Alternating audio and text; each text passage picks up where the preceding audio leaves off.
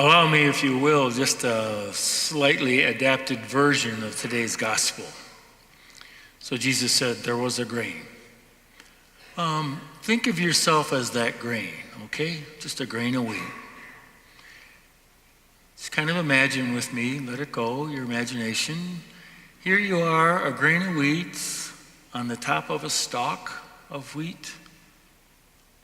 And your golden, gorgeous color. And you're basking in the sun. And you're sipping the sweet dew of the morning. And you watch the butterflies flit about the field.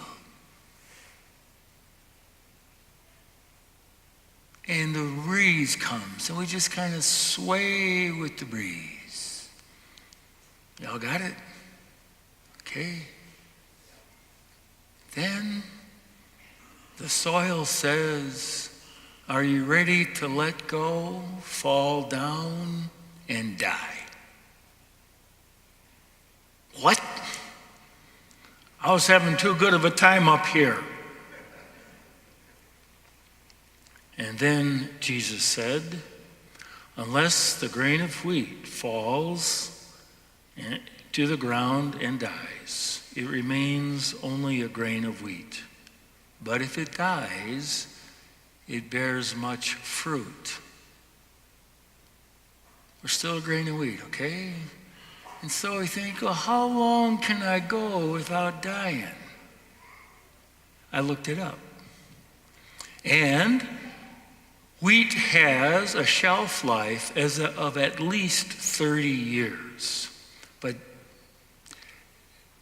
that's not the half of it. They discovered some wheat in the pyramids. When they opened up a pyramid, there was a bunch of wheat in there under the right conditions.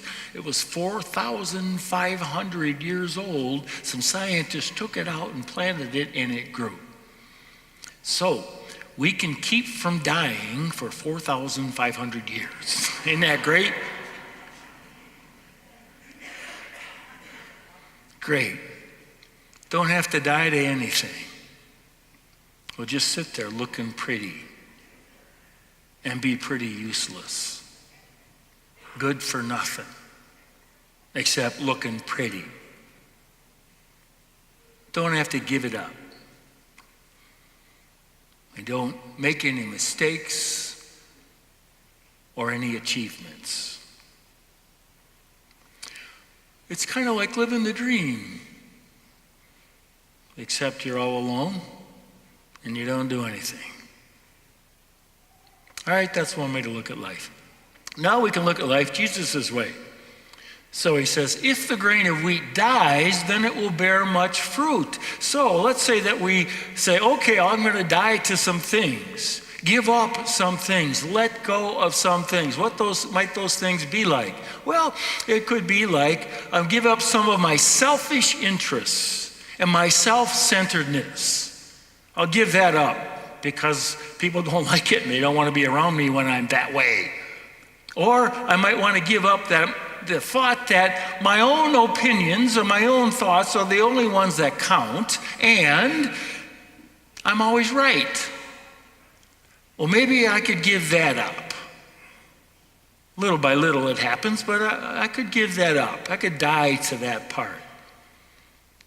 Or we could also die to some healthy interests and pursuits for the sake of somebody else.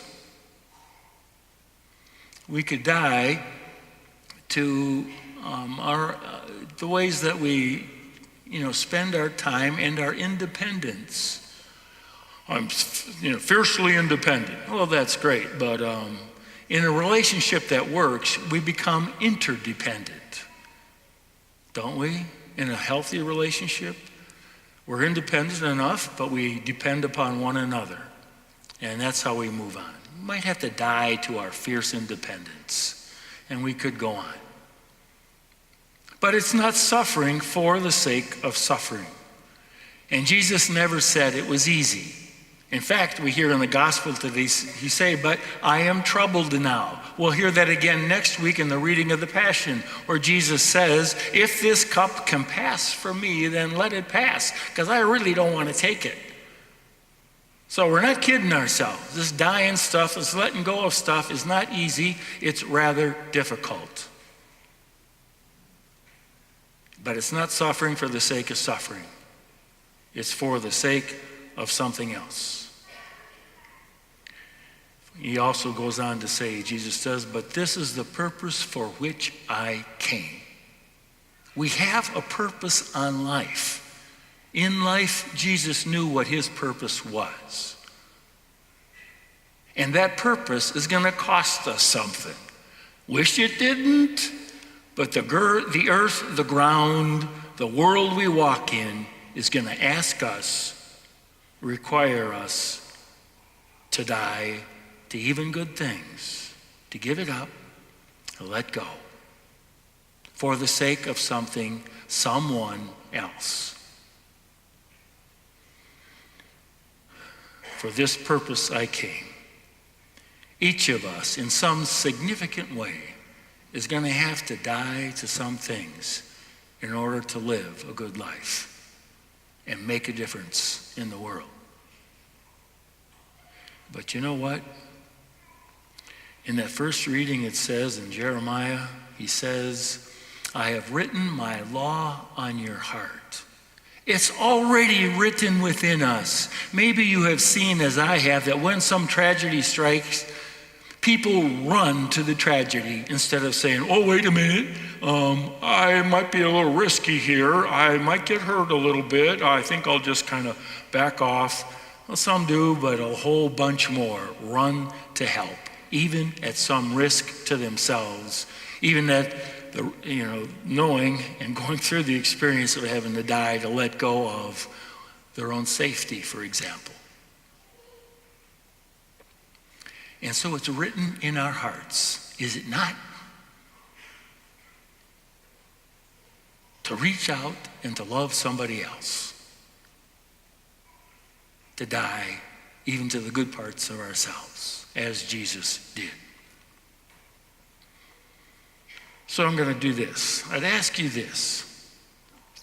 Think about some people in your life and ask this question: how have I gained from the sacrifice of others in my life?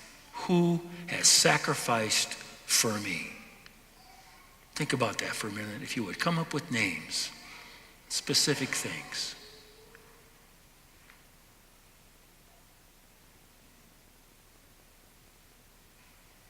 Someone said to me after the last Mass, when as a kid, I didn't think anything about my parents. Didn't even know they were sacrificing.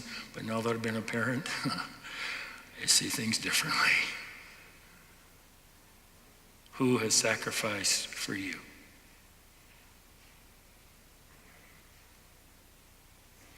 And then, let me ask you this question.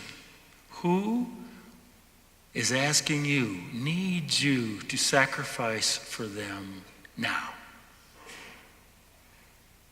What are we being asked to give up for the sake of someone else, that we might produce good fruit, that our life might have more purpose? When I was in another parish, this happens in this parish, it's happened in this parish, I know this for sure. But I'm not going to talk about people here because I don't want to embarrass them. So in my last parish, there was a woman there who moved from Central America to the United States. She was a doctor in Central America, but it became too dangerous for her family to live there. So she moved to the United States and lost her ability to practice as a doctor because of certification and blah, blah, blah, blah, blah. And that really was a death for her, not to be able to act as a doctor. And I know that's happened here. For what? For love. Of life, of their family. They've died. Who is asking us to die a little bit for them? what's being asked of us.